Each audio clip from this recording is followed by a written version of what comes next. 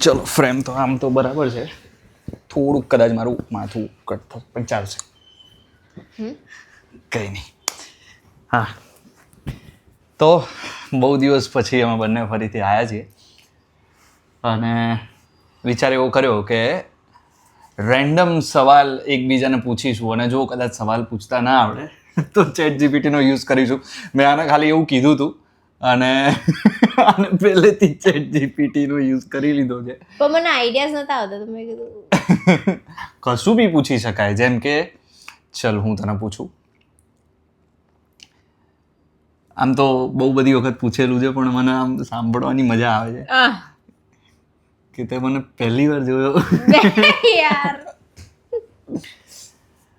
ત્યારે આમ શું વિચાર્યું તું એ છોકરાને જોઈને?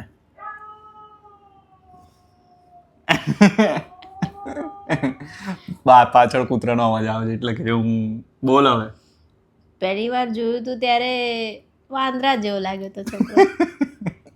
કેમ કે થિયેટર વર્કશોપ ચાલતું હતું અમારું કંઈક, તો બહારથી લોકો આવ્યા હતા થિયેટર પ્લે માટે અને એમાં જેમ એઝ યુઝ્યુઅલ બધાને રિપ્લાય આપવાના હોય, ફીડબેક્સ આપવાના હોય, એમાં આ ભાઈ ઊભા થઈને વાંદરા વેળા કરવા માંડ્યા તુમટે ટેરે પરદેસી વાળા. તો મને તમે થોડા વિયર્ડ લાગ્યા હતા. પણ આમ એવું બી થયું હતું કે કોણ છે આ? તો પહેલી વાર જોયાનો તમે, કોણ છે આને? તો મેં નહીં જોયું પહેલા કોઈ દિવસ. વિયર્ડ સાંભળ્યું હશે ને મારા વિશે આમ ઘણું બધું,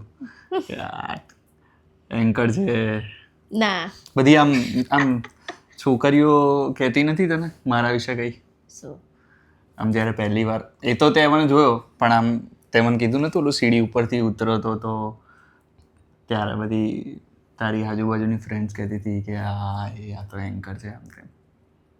હા, એટલે જે મારા જેટલા મતલબ મારી જ બેચના હતા જે જુનિયર્સ, અમને બધાને અમને ક્યુરિયોસિટી થતી હતી કે કોણ શું છે કોણ શું નહીં, અમારા સિનિયર્સમાં કોણ કઈ પોઝિશન ઉપર છે, શું કઈ પોસ્ટમાં છે, શું છે શું નહીં. તો એમ આ જતા આવતા તો આ તો હતા જ એન્કર, તો ત્યારે બધા કહેતા હતા કે હા એન્કર છે, આ એન્કર છે. ચલો હવે તમારો સવાલ. આ તો બધી થઈ લગ્ન પહેલાંની વાત. હવે આપણા લગ્નના ઓલમોસ્ટ 6 મહિના થઈ ગયા. 6 મહિના થઈ ગયા. અમે જ્યારે વિડીયો બનાવવાની શરૂઆત કરી હતી લવ સ્ટોરીની ત્યારે શરૂઆત હતી, હનીમૂન ઉપર પણ બનાવ્યો હતો એક વિડીયો. હા, તો મારે લગ્ન પછીની લાઈફમાં જે પ્રશ્નો છે મારા આજે પૂછવા છે જયદીપને. બોલ. તો જયદીપ, લગ્ન પહેલાંની સુમન અને અત્યારની સુમનમાં તમને શું વધારે ગમ્યું ને શું નહીં? ચેન્જ કે પછી નહીં? ચેન્જ આવ્યો છે કે નહીં? હા. ચેન્જ ઘણો બધો આવ્યો છે લગ્ન પહેલાંની સુમનમાં અને લગ્ન પછીની એટલે કે અત્યારની સુમનમાં. લગ્ન પહેલાંની સુમન એ કદાચ પોતાનું વધારે વિચારતી હતી કે ભાઈ ના મારે આ કરવું છે, બીજાનું પણ વિચારતી હતી, એવું નહીં કે નહીં કે મારે આ કરવું છે તે કરવું છે, પણ પોતાના વિશે પણ વિચારતી હતી. લગ્ન પછીની સુમનમાં એવું છે કે એ એનું કર્યા પહેલાં કદાચ મારું વધારે વિચારે છે, એટલો ફરક આવ્યો છે. એટલે એ તને ના ખબર હોય પણ છે એવું.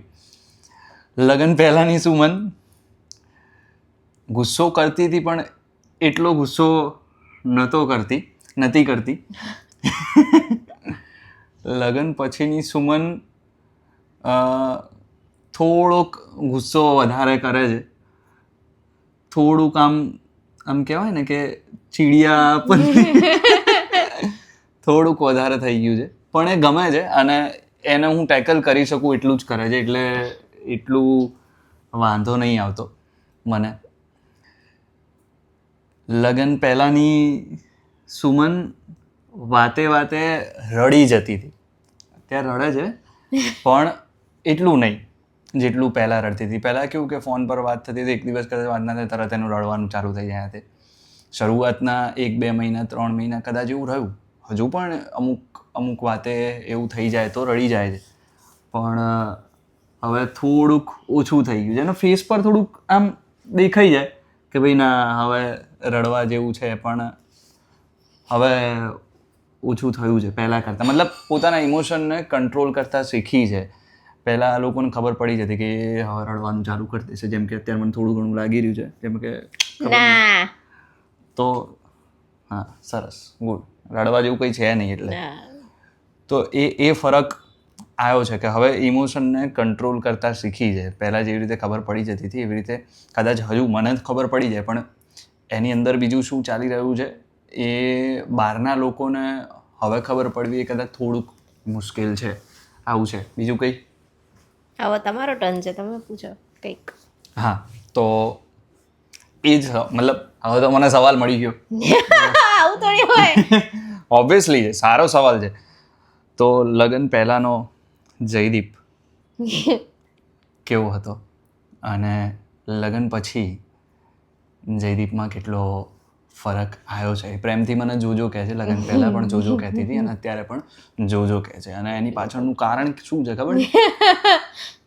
એની પાછળનું કારણ છે કોકો. એ કે તમે કોકોને પ્રેમ કરો છો અને હું તમને પ્રેમ કરું છું, એટલે કોકોનો પપ્પો જોજો. કોકોનો પપ્પો જોજો, મને જોજો કે જે હવે જે છે ઇનિશિયેટ એમનું પહેલું તો જે ફોર જોજો, કોકોનો જોજો. હોશિયારી બોલ. ચાલ હવે લગ્ન પહેલા અને લગ્ન પછીના જયદીપમાં કેટલો ફરક? જે તમે જવાબ આપ્યો, જેમ કે મારા સ્વભાવમાં જે ચીજ એનું ટોટલી ઓપોઝિટ છે.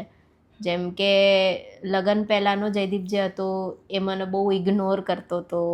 ઇગ્નોર એટલે હતું એના મનમાં ઘણું બધું હતું, મને એ જતાઈ નહોતો શકતો, ક્યારેય બોલી નહોતો શકતો કે ના હું તને આટલો બધો પ્રેમ કરું છું. અને કરતો બી હતો, પણ મને એવું લાગતું હતું કે આ મને પ્રેમ નહીં કરતો, બહુ મને ટાઈમ જ નહીં આપતો, મને ભાવ જ નહીં આલતો. મારે જ વારે ઘડીએ ઇનિશિયેટિવ લેવું પડે કે ચાલ ને મળીએ, ચાલ ને આમ કરીએ, ચાલ ને આમ તેમ. પણ ઊંઘ આવે? સોરી, તે રડે છે.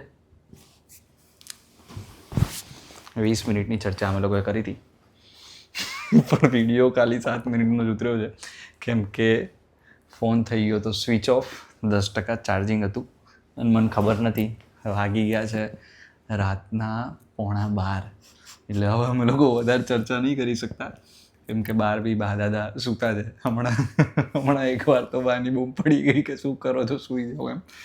પણ એક ખાલી જે નાના સવાલનો જવાબ છે એ આપણે પૂરો કરી દઈએ, અને એના પછીનો જે કંઈ ક્વેશ્ચન આન્સર રાઉન્ડ છે એમાં તમે લોકો અમને કમેન્ટમાં સવાલ કરજો અને એનો જવાબ અમે લોકો આપીશું નેક્સ્ટ વિડીયો. હા, તો લગ્ન પછીનો જયદીપનું તારે કહેવાનું છે.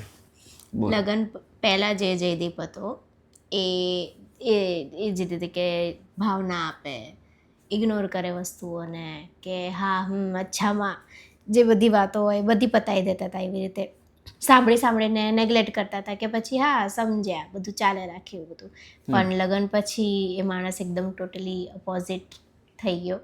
એકદમ extra protective, extra caring, extra love, અને મારો સ્ટેન્ડ લેવો દરેક વસ્તુમાં, મારી વાતોને સમજવી, મારી દરેક વસ્તુને એકદમ ગંભીર રીતે એવી રીતે મગજમાં લ્યો કે અચ્છા આવું થયું હતું, ઓકે આપણે એને મને થોડી ઘણી એડવાઇસ આપી, એમનાથી બનતું એવી રીતે બેલેન્સ કઈ રીતે રાખવું બંનેમાં, એવું બધું શીખવાડે ને.